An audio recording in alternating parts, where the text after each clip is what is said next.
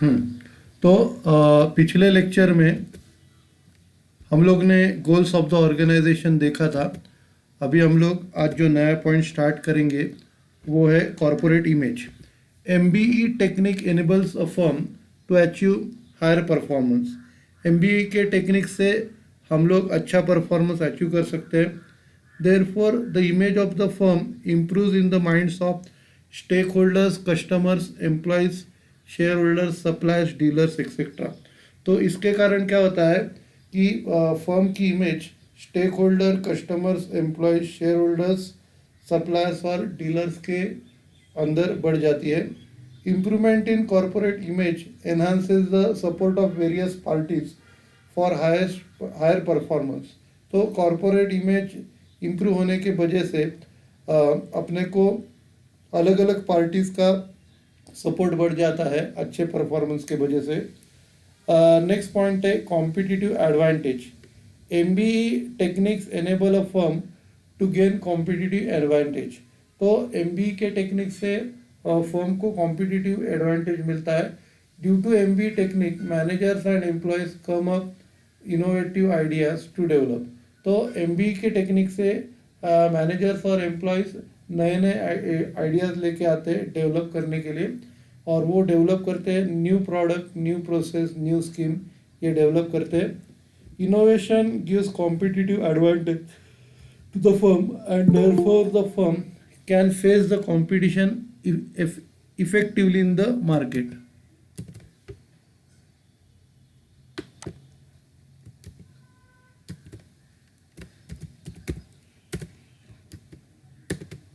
तो इनोवेशन से क्या होता है, अपने फर्म को कॉम्पिटिटिव एडवांटेज मिलता है अपने कॉम्पिटिटर्स के ऊपर, और उसके कारण फर्म मार्केट में एफिशिएंटली कंपटीशन फेस करती है।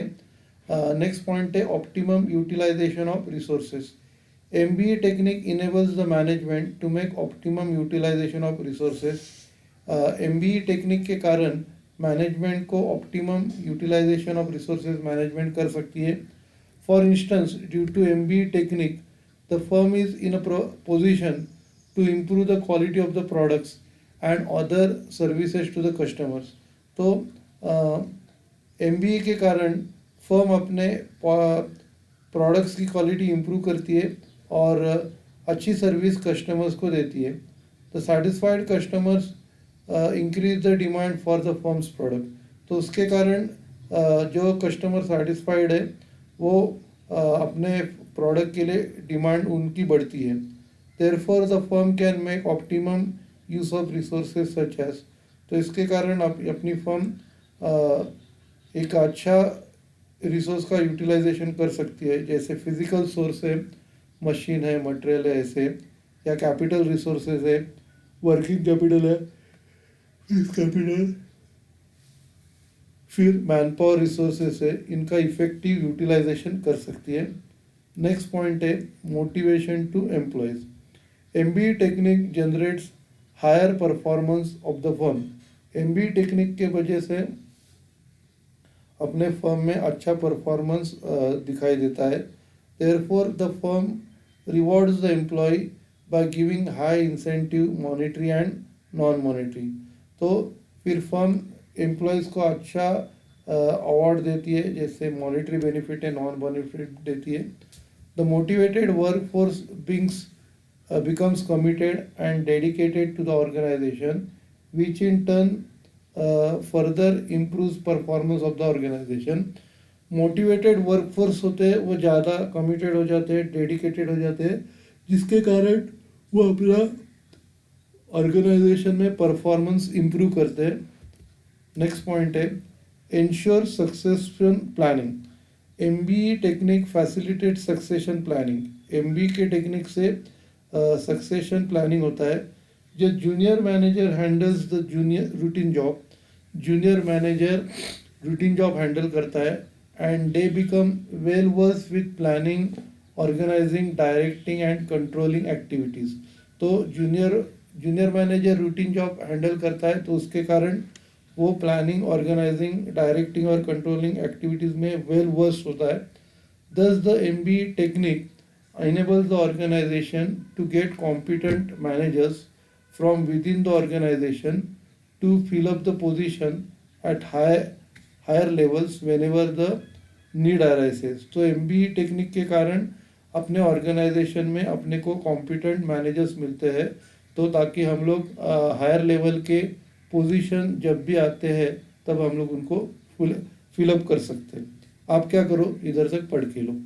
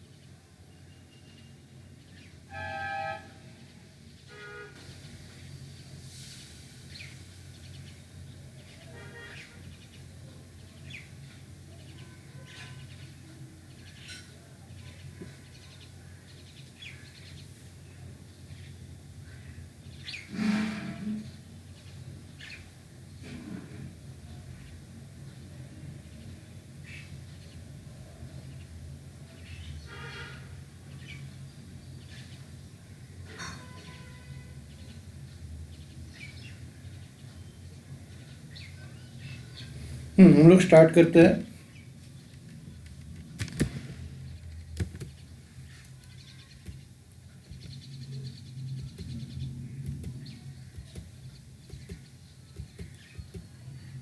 बाद में अगला कंक्लूजन है, MBE techniques enables top managers to focus on core areas that requires key attention rather than dealing with minor issue.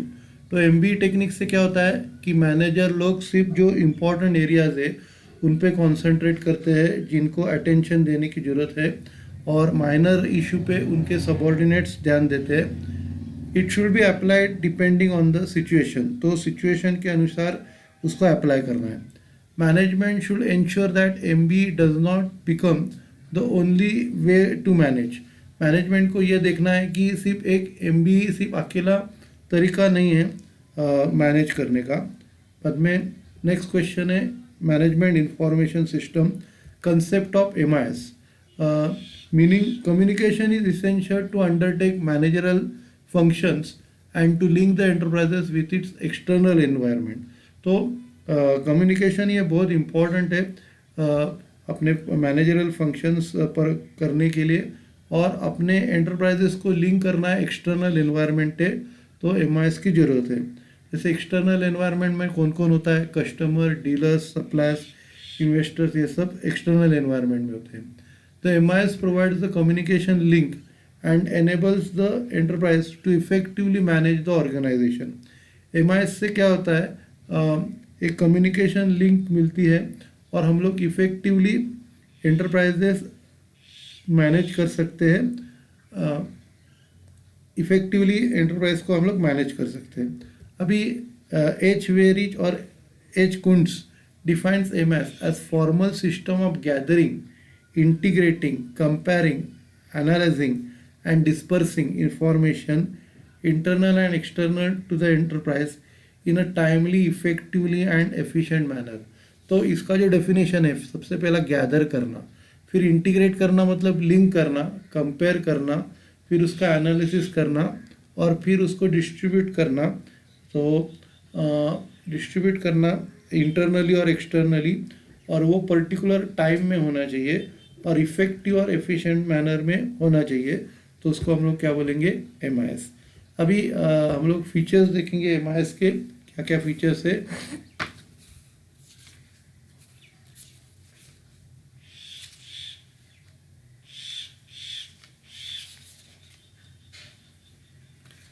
सबसे पहला है unified systematic professionalism, continuity, component, accessibility, scalability और स्कोप। तो अभी हम लोग ये स्टार्ट करते हैं। सबसे पहला है systematic process. MIS involves a systematic process of gathering, integrating, comparing and analysing information for effective decision making. तो ये पहले भी हम लोग ने देखा है, ये एमआईएस का डेफिनेशन है। The process of MIS involves the following step. सबसे पहला gathering data of internal and external environment. सबसे पहला आपको इंटरनल और एक्सटर्नल एनवायरनमेंट का डेटा कलेक्ट करना है। बाद में classification of data into different categories, फिर आपको डेटा को क्लासीफाई करना है अलग अलग कैटेगरीज में। फिर कंबाइनिंग और इंटीग्रेटिंग रिलेटेड डेटा, तो जो रिलेटेड डेटा है उसको आपको इंटीग्रेट करना है दूसरे डिपार्टमेंट के साथ। फिर comparing the data product period wise, product wise, activity wise, competitor wise, segment, market segment wise etcetera. फिर आपको कंपेयर करना है period wise, product wise, activity wise, market wise etcetera. फिर आपको डेटा को एनालाइज करना है और फिर लास्ट में transmitting the data to managers और डिसीजन मेकर्स। ओके, तो ये इसका स्कोप क्या है। The use of MIS begin in late 1960, 1960 में स्टार्ट हो गया and gain significance is 1990, 1990 से उसको importance मिलने लगा। Originally MIS was used for electronic data processes। Actually MIS जो यूज़ होता था ये इलेक्ट्रॉनिक डाटा प्रोसेस के लिए होता था। आप क्या करो, इधर तक पढ़ के लो।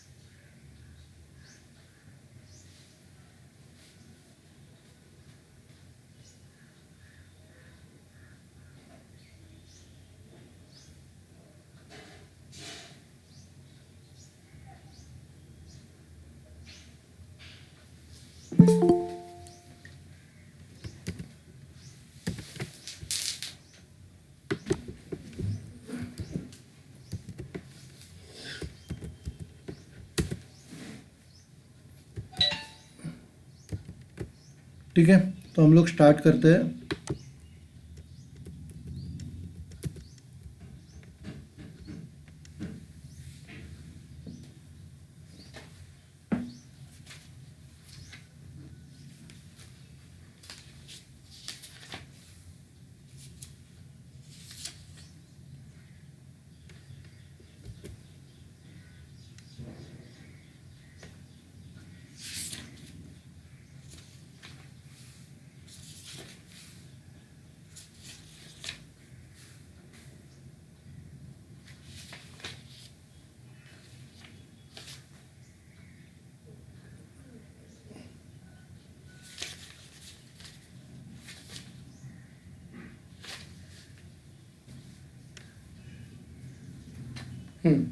तो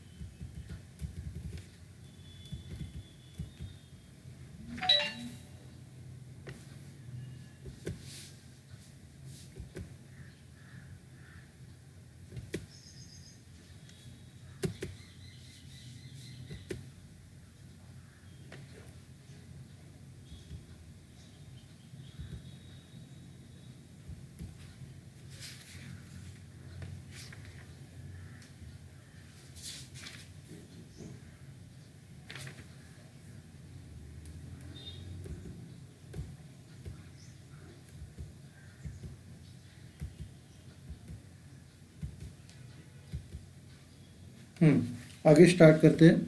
the MIS provided information for forecasting sales, tracking inventories, tracking account payable and receivable, and other data that will help in managers in managing the enterprise. तो MIS हेल्प करता था सेल्स फोरकास्ट करने के लिए, अकाउंट्स पेबल ट्रैक करने के लिए, accounts payable और अकाउंट रिसीवेबल ट्रैक करने के लिए, और बाकी का डेटा जो मैनेजर्स को हेल्प करेगा एंटरप्राइज मैनेज करने के लिए। तो ये सब यूज़ होता था MIS का। Over a period of time the scope of MIS broaden to include, आगे आगे चल के MIS में क्या क्या आ गया, कस्टमर रिलेशनशिप मैनेजमेंट, फिर decision support system, enterprise resource planning, resource management including human resource management, enterprise performance management, supply chain management, project management, data retrieval application. तो ये सब आने लगा, कस्टमर्स के रिलेशन, फिर डिसीजन कैसे लेने का, एंटरप्राइज में रिसोर्स कैसे आने चाहिए, फिर रिसोर्स में ह्यूमन रिसोर्स भी इंक्लूड किया, performance management, supply chain, project management. तो ये सब भी धीरे धीरे आने लगे।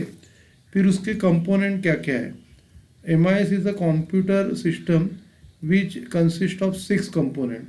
MIS ये कंप्यूटर बेस्ड सिस्टम है जिसमें 6 कंपोनेंट होते हैं, हार्डवेयर, सॉफ्टवेयर और में डेटा का यूज़ क्या होता है, डिसीजन लेने के लिए होता है, procedure, design, development and documentation होता है, फिर पीपल, इंडिविजुअल, ग्रुप्स और ऑर्गेनाइजेशन, नेटवर्क, रिसोर्सेज। तो ये सब कंप्यूटर में उसके कंपोनेंट उसके ये होते हैं। फिर ये कंटिन्यूस इन नेचर रहता है। तो MIS activity is continuous in nature.